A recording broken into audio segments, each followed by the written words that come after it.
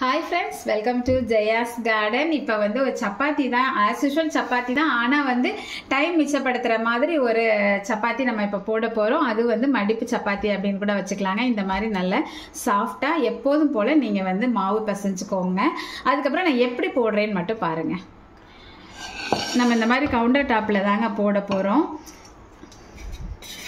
முதல்ல வந்து நம்ம ஆயில் லைட்டா எல்லா பக்கமும் அப்ளை பண்ணிட்டு ஒரே சப்பாத்தியா ஃபுல்லா நம்ம இப்ப போட போறோங்க.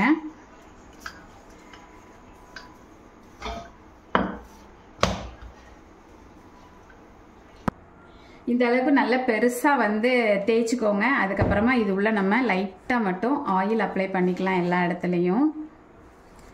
இப்போ நம்ம பரோட்டாலாம் வீட்டில் போடுறப்ப என்ன மாதிரி வந்து லேயர் பண்ணுவோமோ அதே மாதிரி இங்கே பாருங்க இந்த மாதிரி மடிச்சுக்கணுங்க.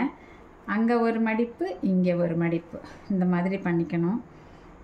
இந்த சாரி எல்லாம் மடிப்பு வைப்போம் இல்லையா, அது மாதிரி முன்னாடி ஒரு மடிப்பு, அப்புறம் பின்னாடி ஒரு மடிப்பு, இந்த மாதிரி ஃபுல்லாக நம்ம பண்ணிக்கலாம். இப்போ ஃபுல்லாக மடிச்சிட்டோம் பார்த்தீங்களா.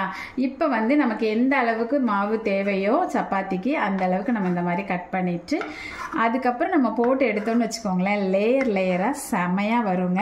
ஒவ்வொரு சப்பாத்தியாக போட்டு எடுக்கிறப்ப வந்து நமக்கு ரொம்பவே டைம் எடுக்கும் லேயர் சப்பாத்தி.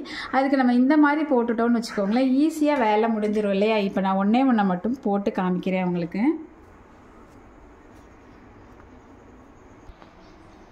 இப்போ நம்ம ஆஸ் யூஷுவல் சப்பாத்தி போடுற மாதிரியே நம்ம வந்து இதை போட்டுக்கலாம். இப்போ வந்து நம்ம ஆஸ் யூஷுவல் சப்பாத்தி போடுற மாதிரியே போட வேண்டியதான். முதல்ல எண்ணெய் ஊற்றக்கூடாதுங்க. நல்லா ரெண்டு பக்கம் வெந்ததுக்கு அப்புறமா தான் நம்ம ஆயில் அப்ளை பண்ணணும். அப்போ தான் வந்து நல்ல பஃப்னு அழகாக வரும். நான் சுட்டதுக்கப்புறம் உங்களுக்கு எப்படி லேயர் இருக்குன்னு சொல்லி காமிக்கிறேங்க.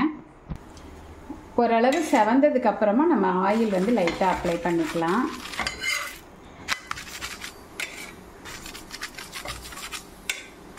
லைட்டாக தாங்க அப்ளை பண்ணுறேன், ரொம்பலாம் ஆயில் இதுக்கு தேவையில்லை.